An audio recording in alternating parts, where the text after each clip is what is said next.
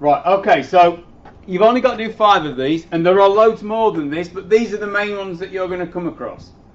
Okay, so Visual Studio, we call it an integrated development environment because it's got lots of tools that are all brought together to help us code.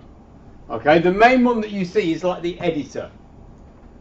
Okay, but there are tools that you might not even think are tools. Solution Explorer is this thing on the right. It shows you all the files for your project. Now, you might think, oh, what's the point in that? It allows you to quickly open things, jump between files. It uses tabs to allow us to like flick and have a lot of different files open at the same time. In the olden days, you couldn't do that. Okay, in the olden days, you used to have to work on one file at a time using a text editor, save your stuff, then get it built, then run it, it crashed, you were then stuck and you go and stare at it to see what was wrong. Okay, but this does a load of things. It does syntax highlighting. Okay, so what it does, and you can see this, I'll just get rid of the Solution Explorer. On the right hand side, you can see that it colours stuff. So it says, oh, that's a keyword, that's a keyword, that's a keyword, that's a class you've created, so it puts it in another colour. It does these things, pops these reference things up to say, oh, something is using this, one thing is using this. Okay, so all that colouring in is actually quite useful because it can help you identify and read the code easier, a lot easier.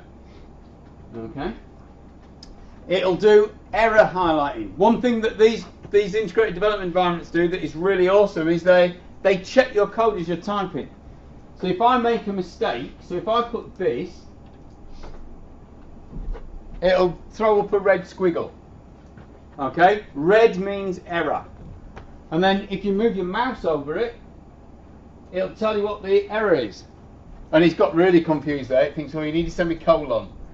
Alright, it doesn't know what the error was in that case. It's a stupid thing to do, what I just did there.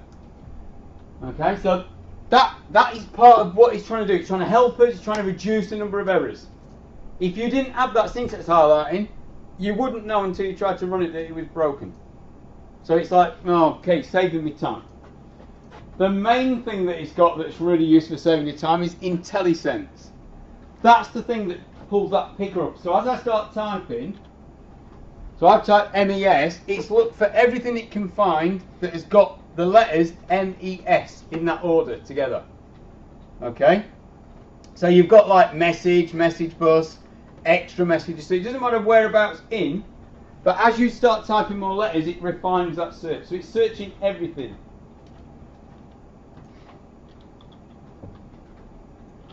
And when you press dot, it'll give you the list of things that you can do with that as well. So the subparts.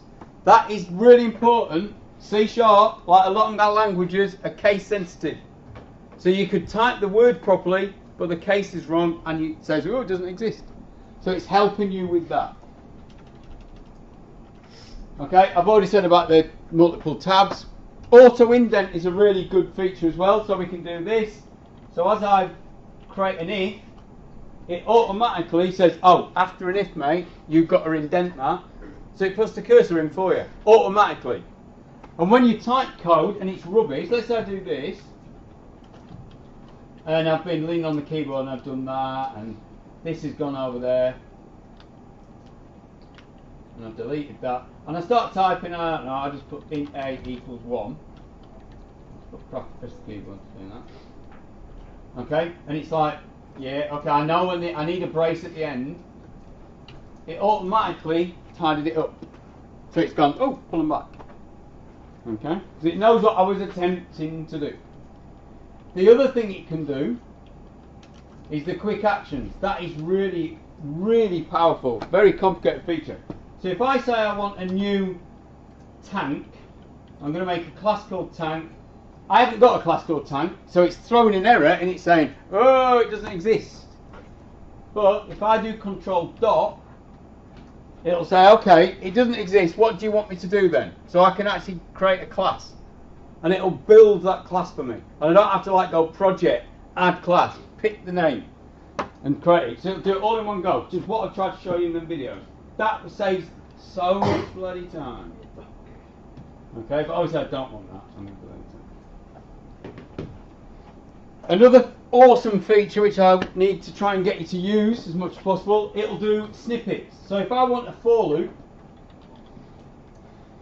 the picker, the Intellisense comes up. If you get these little white markers next to words for what you want, if you press tab twice, tab, it'll build that format for you. Something like a for loop is actually quite complicated, but it's put it all in. So I don't want I, so I want num. When I tab off, it doesn't type the ones in for me, replaces it, and then says, right, okay, what do you want to do about this length thing? So I just go 10. Okay, and it's all I've pressed is FOR tab num and 10, and it's put all that code in, and it's formatted from it. It's put the braces in, indented everything. Okay, so that's incredibly useful. The other thing that's actually quite useful, let's say I wanted to look at this code for start level. I don't know where it is.